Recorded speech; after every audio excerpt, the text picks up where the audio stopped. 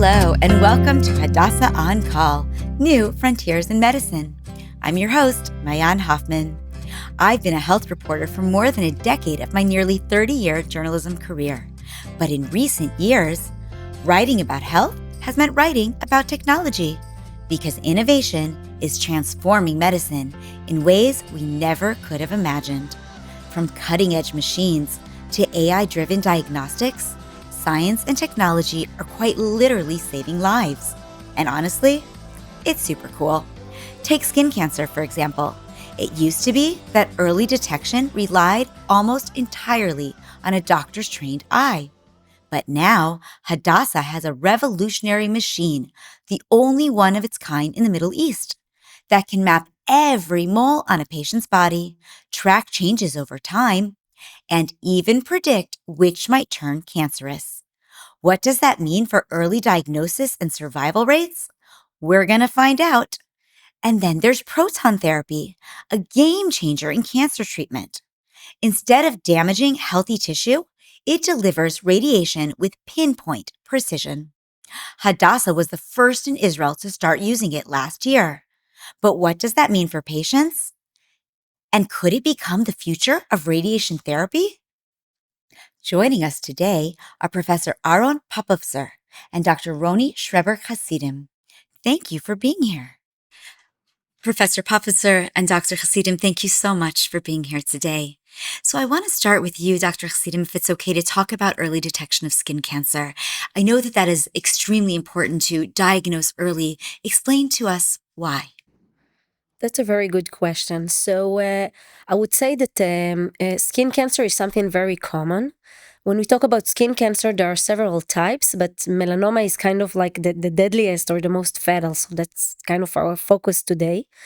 So the cases of melanoma are still rising globally. We're talking about more than 300,000 new cases around the world per year. And still, with the advancements of therapy and early detection, there are still, unfortunately, a lot of cases of death. We're talking about more than 50,000 cases per year. So that's why it's really important to diagnose and, of course, treat it. And as early as we find the melanoma, as we detect it, actually, it's really can save life. So until now, you usually would detect just based on the human eye. The doctors would have to scan the body. Now, we're going to talk about some new technology, but how effective was that? I mean, were cases generally missed in stage 1 as a result of it relying on human beings? So it's still a very pivotal part of the examination and the detection. I would say that the dermatological examination or like the skin screening by a dermatologist is being performed, and it's very important. However, it's not good enough as you mentioned. It is based on the like naked eye, and most of dermatologists now even use a dermatoscope, which is kind of like a special magnifying a tool that helps like to show special patterns on the skin. However, the percentage still show that 20 to 30% of melanoma are still being missed. And another challenge is actually that sometimes it's hard to differentiate between harmless moles and suspicious moles. So there are still harmless moles that being overdiagnosed, and the recommendation is to remove them, and it may lead like to patient anxiety, and of course doing a lot of burden on the system. So it's still a challenge, and that's where digital mole mapping or other technologies are like coming to So let's talk about that, because you have a new machine here at Hadassah. It's called the Vectra WB 360. It's the only one of its kind in the entire Middle East, from what I understand. Tell me about this machine. How does it work? Who's using it?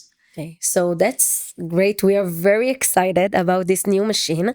So it's actually kind of like the most advanced system of digital mole mapping. Since the challenges that I presented, so still early detection saves lives in cancer, of course, but also in skin cancer. So digital mole mapping is kind of like a technology that is based on the idea of like taking pictures of the skin and comparing during a follow-up visit these pictures with the changes that's been through during this follow-up period. So usually the current systems in Israel are based on regular cameras and like doing like a 2D pictures of the skin, and it's good, but it's not good enough. That's where the Vectra WB 360 comes in. So it's like the most advanced system. It includes 92 cameras that takes a picture like in less than a minute of all the body. And I think what is the most unique is like the special software that includes also AI, artificial intelligence, which assists us, the dermatologist, to map all the skin lesions on and kind of creates even a map of all the lesions. And also at the follow-up visit, it has an automatic comparison that helps to detect even like the slightest changes. So let me ask you this. If somebody would, over time, as you're using this and you're tracking this on many patients, will the AI be able to help us predict whether or not a mole could become cancerous? That's a very good question. So I would say that even now, since the software is very sophisticated and it is based on a machine learning of previous pictures, it has the ability of kind of, I would say, predict or even assist the dermatologist to kind of estimate the risk of the mole. So the first step when it's create the body map and all the lesions on the body, it's kind of like arrange all the moles in one map, and us, the physicians, can kind of filter the lesions according to color, size, and even like suspicious, I would say, or we call it a TPR, or like funny looking moles. So that's another tool that we used kind of like to mark or predict what moles are going to be more suspicious. And another thing is, again, the change. When a mole is new or changed, then that's something that sometimes the naked eye of dermatologists can notice, and the machine can help us to notice it. So I'm going to ask you only two more short questions, then I want to be able to turn over to Professor Popovtzer because he has a very new and exciting technology as well, and I want to make sure we talk about both and then ask some questions about technology in general in the medical system. So just walk me through very short, in short, what is the experience like for a patient to use this machine, and how accessible is it for patients who do want to use the machine? So I think the experience in a whole, I would summarize it as very simple and easy and accessible. It's a large machine, but it's something you enter to, and in a minute you stand in the middle, but it's very comfortable and wide. And then in a minute it takes like all the pictures together, all the 92 cameras are activated together. You have to take off your clothes like a regular dermatological examination. However, here it's for a minute, so I think it's more comfortable. And then the software does its magic and helps to do all the AI abilities. We recommend to do it with regular dermatological examination. So we do it after, and then the dermatologist kind of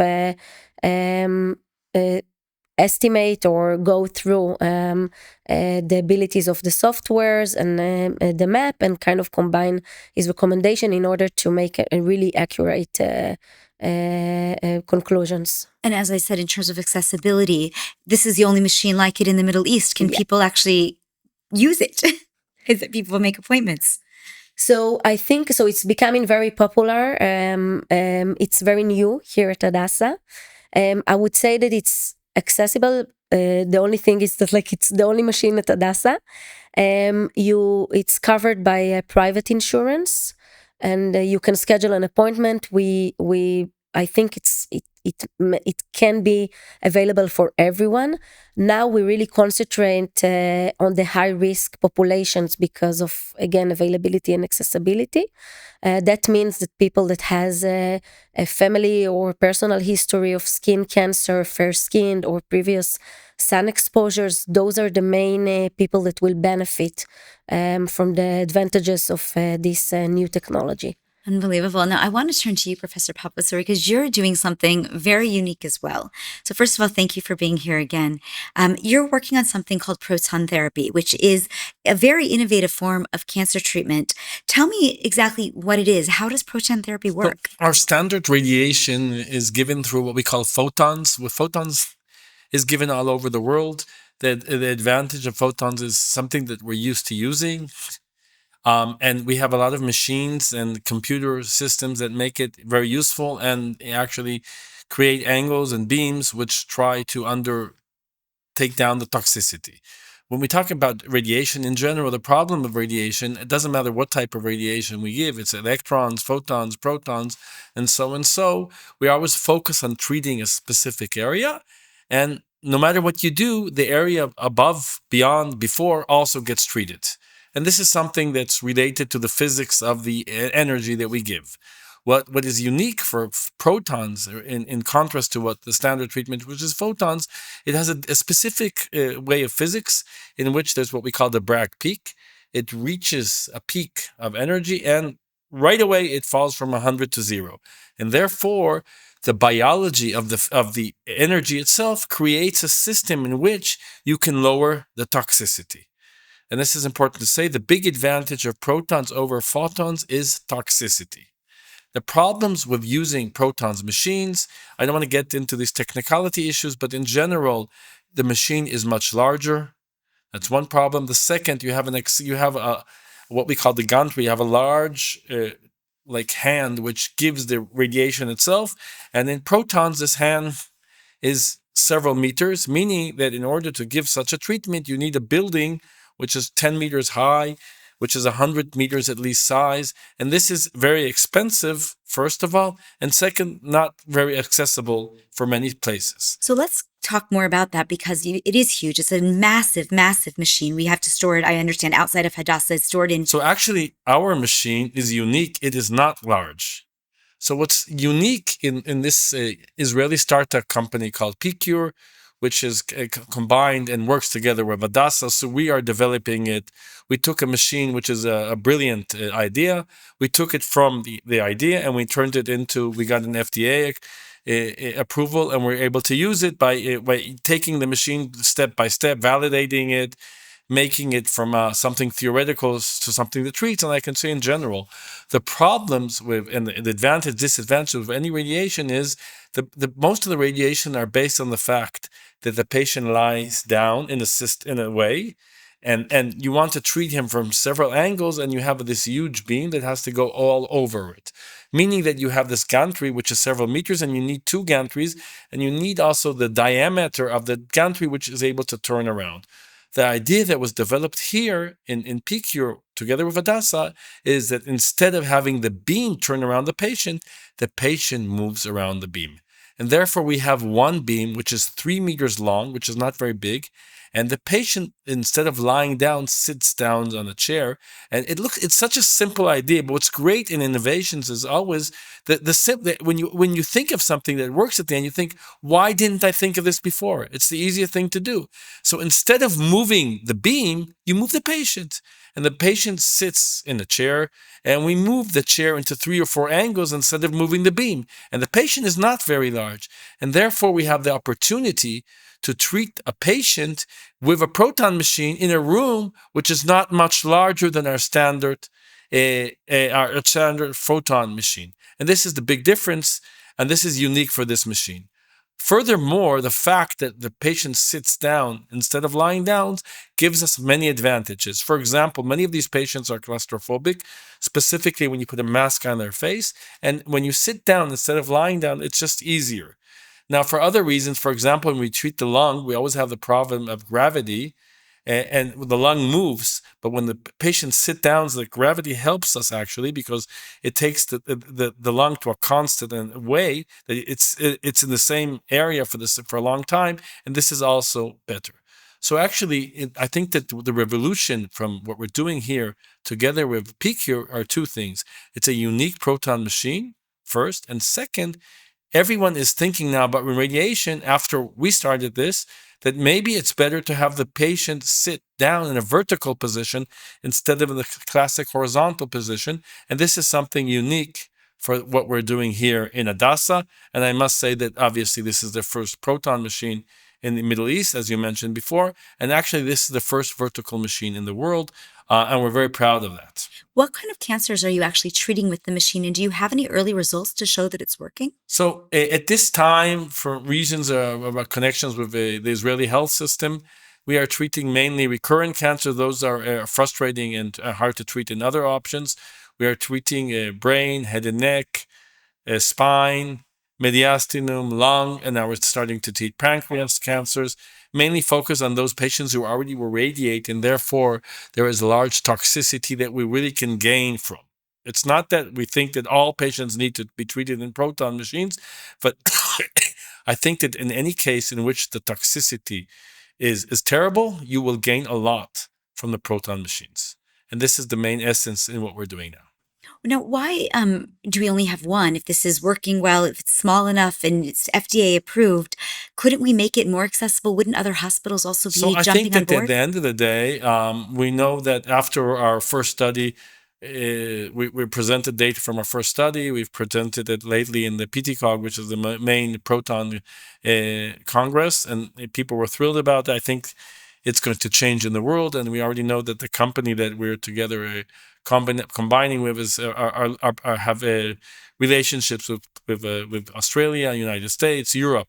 Regarding what happens in Israel, these are some political issues I don't really want to get into. No, of course. And I want to think now just more globally. I mean, we spoke about these very specific technologies that each of you are using, but are there other exciting advancements in your fields that you're starting to look into that we might see come down the pike in the near future? Dr. Hassidim, why don't you start? And then we'll... I think so. In the field of skin cancer, I think there are like two main focuses. One is, of course, improving the treatment and making more personalized treatment, also like targeted therapies and immunotherapies.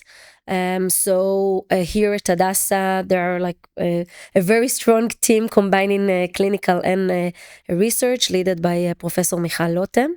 And we're always searching for new targets for making better treatments with less toxicity, as Professor Popovtzer mentioned.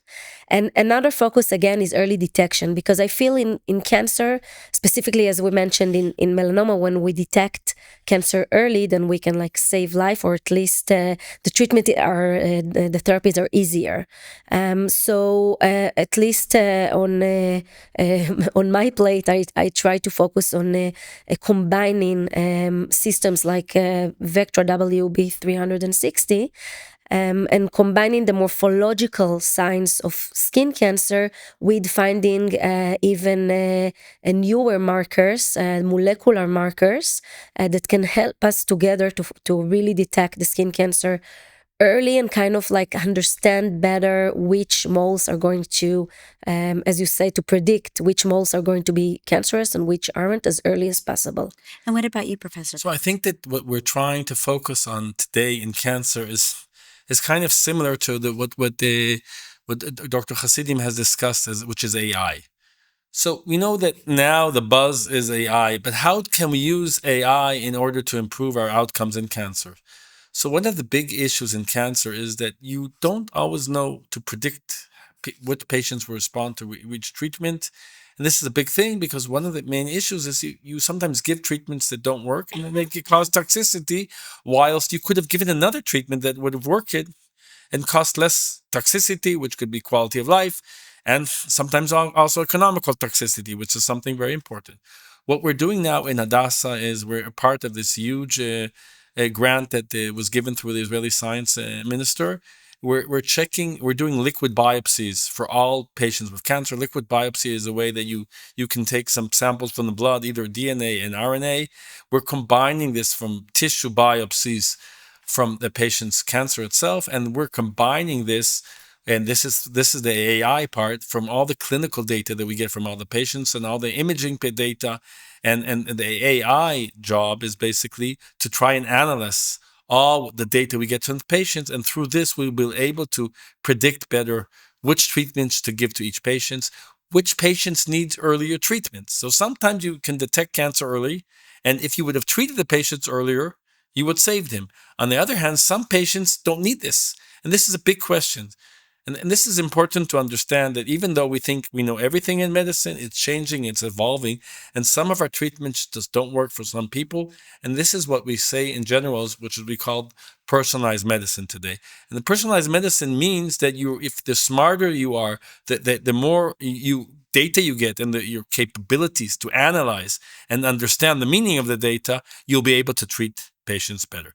I would like to just focus very small on a different issue. When we talk about personalized medicine, we always talk about high tech, but I think it's also important to mention it's not only high tech, but personalized medicine is also being personal with the patients, helping them. So what we're trying to focus now on Hadassah, other than the great high tech ideas, is giving them integrative medicine, offering them herbal issues, everything that the patients are interested in today, and giving them more.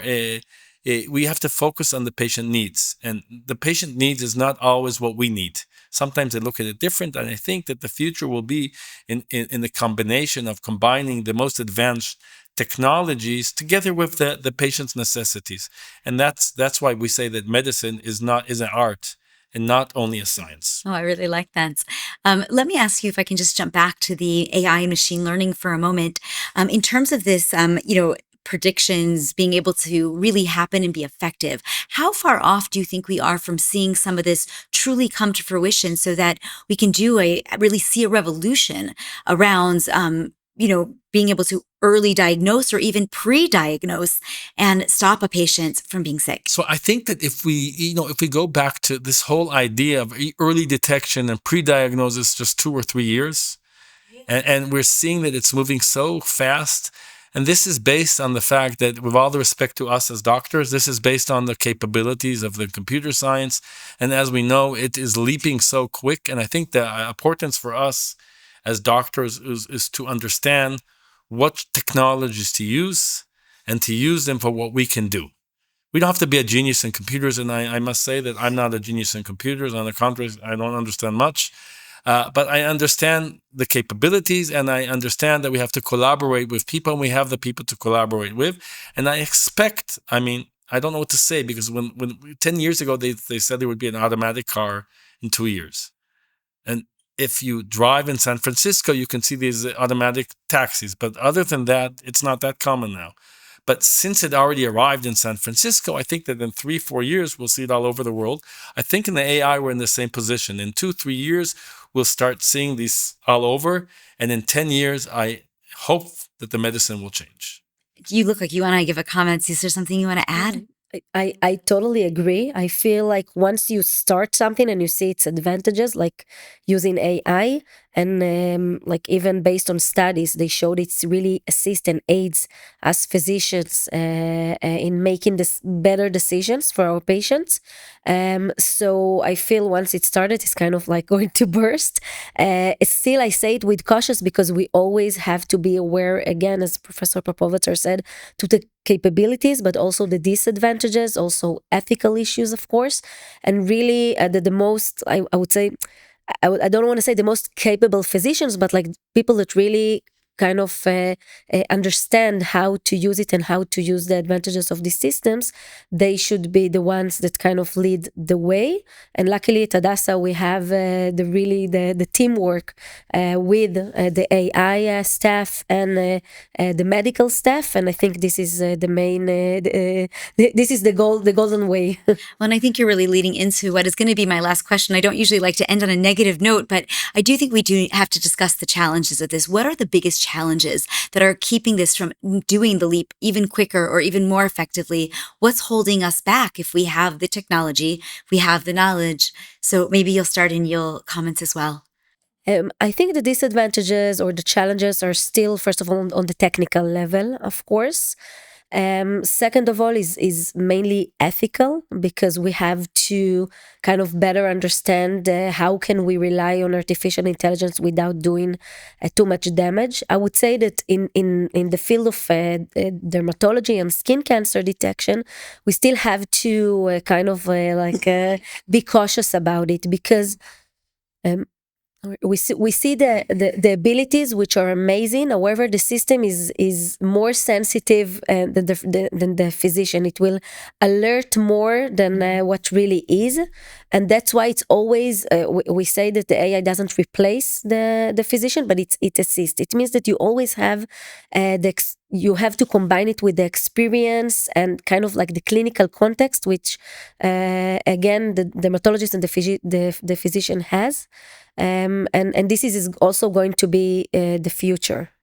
What about you, Professor Popovtzer? So I would like to start just by saying this is our last sentence, that I think that it is important to have strong collaboration, and specifically I think that this is an example that collaboration between the oncology center and the skin center is excellent, and this leads to improvement in our treatment for skin cancer. That's for sure. In general, when we talk about AI, I think that as I can see through projects that we're involved in for many years, AI is based on what we present it to think, and it's based on how we think it works. And unfortunately, in medicine, we're learning so many different things that are unpredictable. And the problem is that we think understand anything and everything. At the end, we're totally off. And then when you reach that idea and you plan and you program your AI for a specific issue, and it's just not there, then you can find sometimes that the tool does not only doesn't help you, it can cause damage. And therefore, I think what will happen with this AI tool is we will continue using with the conservative and standard medicine, and the AI will have to be for a while and more as a research project until we understand it strong enough in the research project, and then we can move and implement it in our everyday clinic. We've all been struggling with this war for way too many months, and one of the things that we're hearing anecdotally is that there are an increased number of cancer cases as a result of the war. Is that something that either of you in your fields are seeing? And if so, why would that be? Well, I think that we are seeing a little more younger patients with cancer, and I think that we all believe that cancer is related to stress, and that's one of the issues that might be related to the war. I think in general, when people are in stress, and that is not related to the number of cancers that are caused by stress, they go and are checked more and more by doctors, and then that might be in some way good. Cancers are detected earlier because patients and people in general are not focused on having trips around the world, but are focused on themselves and where they are, and then they get focused on each small pain that bothers them, and then they find themselves earlier to the doctor, in which way it might be also positive. So to conclude, I do see we're seeing a little elevation in younger patients' cancer, and on the other hand, earlier detection. I must mention that, like, regarding skin cancer, I haven't noticed an increase in the last 1 year and a half. I must say that skin cancer is kind of usually something, most skin cancers are kind of like developing a little bit slower. However, as a dermatologist, we did saw other, we call it like inflammatory skin diseases that are more related to stress, as that's what we know until now, like psoriasis, eczema, or atopic dermatitis. And these are the skin diseases that we saw that they kind of burst in the last 1.5 years. Yeah. Wonderful. Well, thank you both so much for providing your insights today. Thank you. Thank you very much.